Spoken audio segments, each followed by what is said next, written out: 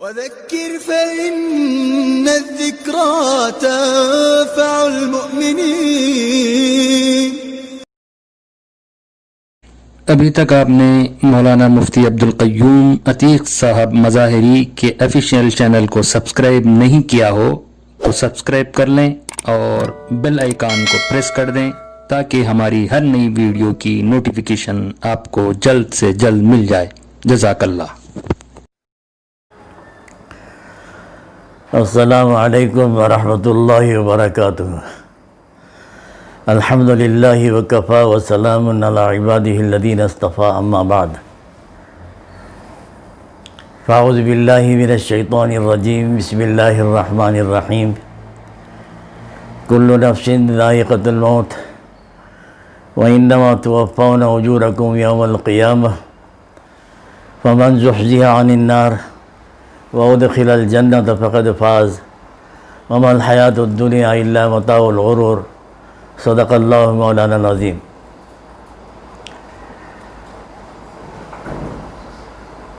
عزیزان گرامی، موت ایک ناقابل انکار حقیقت ہے۔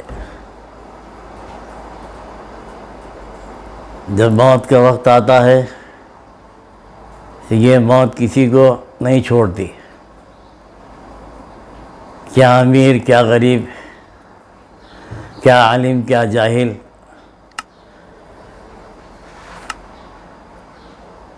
کیا کالا کیا گورا، کیا عربی کیا عجمی، ہر ایک کو موت آتی ہے۔ جب وقت آتا ہے تو ہر آدمی کو اس دار فانی کو چھوڑ کر ہمیشہ ہمیشہ کے لیے راہ فرار اختیار کرنا پڑتا ہے۔ یہ خبر بڑے ہی افسوس کے ساتھ دی جاتی ہے کہ ہمارے شہر محبوب نگر کی ایک ممتاز باوقار قابل عزت استاذ الاساتذہ حضرت سید شاہ یوسف صاحب رحمۃ اللہ علیہ ایک زمانے دراز سے یہاں محبوب نگر میں قیام پذیر تھے۔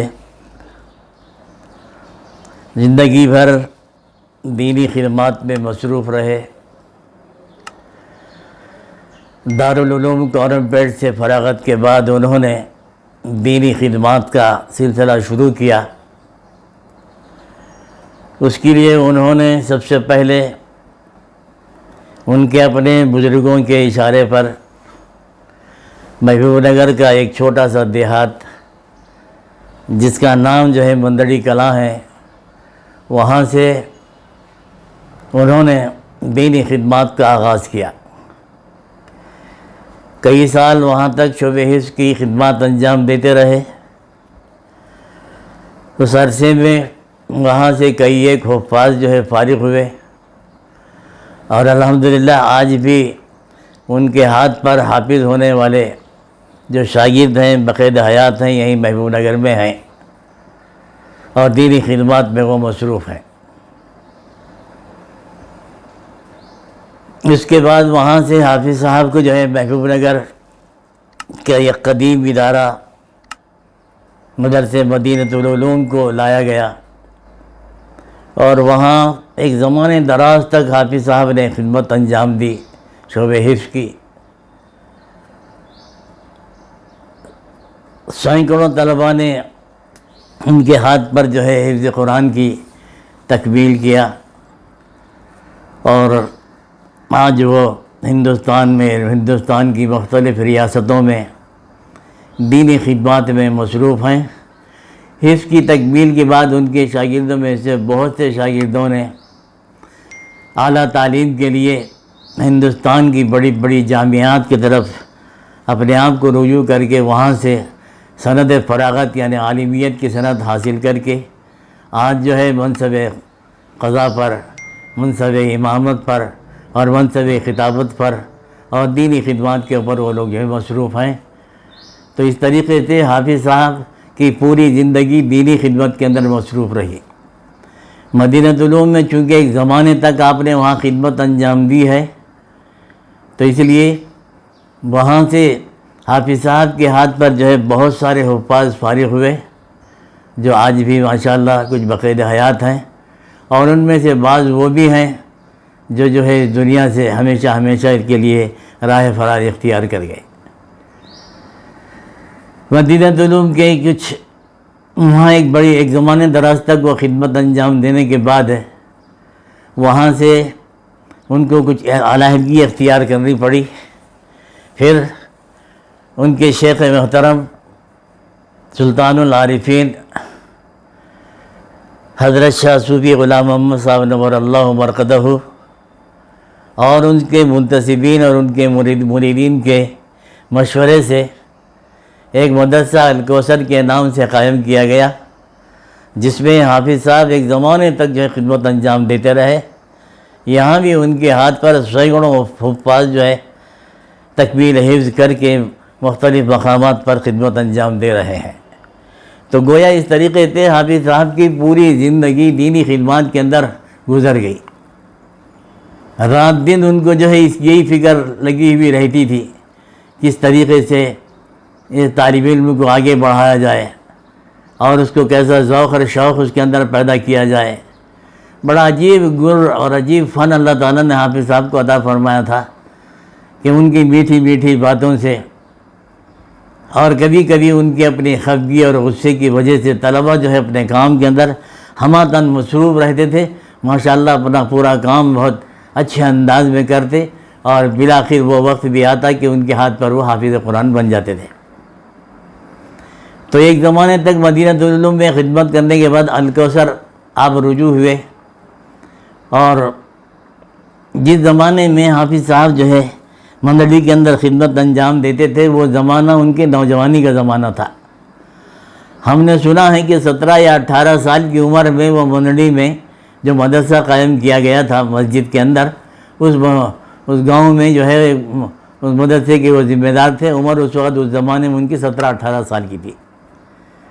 اس گاؤں پہ چونکہ زیادہ تر محنت سلطان العارفین حضرت شاہ صوفی غلام محمد صاحب نور اللہ مرقدہ کی بڑی محنتیں ہیں، اور اسی محنت کے نتیجے میں وہاں کا سارا گاؤں ان کے دست حق پرست پر جو ہے بیعت کیا، اور سارے لوگ جو ہے ماشاءاللہ ان کے اندر جو ہے انقلابی جذبہ پیدا ہوا، اور پھر جو ہے قرآن و سنت کے مطابق سارے کے سارے لوگ عمل کرنے والے بن گئے، اور بہت سے لوگ اس دنیا سے چلے بھی گئے۔ آج بھی بہت سے لوگ وہاں موجود ہیں۔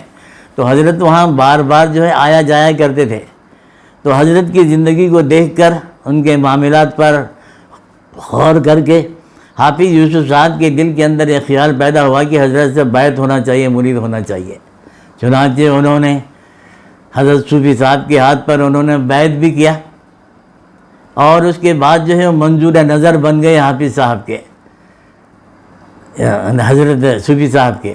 اور حضرت صوفی صاحب خود حضرت حافظ صاحب کو بہت زیادہ چاہتے تھے، بہت محبت کرتے تھے، حتیٰ کہ حضرت صوفی صاحب رحمۃ اللہ علیہ جب پہلا حج کا سفر پر جانے کا ارادہ فرمایا تو اس وقت حافظ صاحب سے فرمایا کہ حافظ صاحب حج کو جانا ہے۔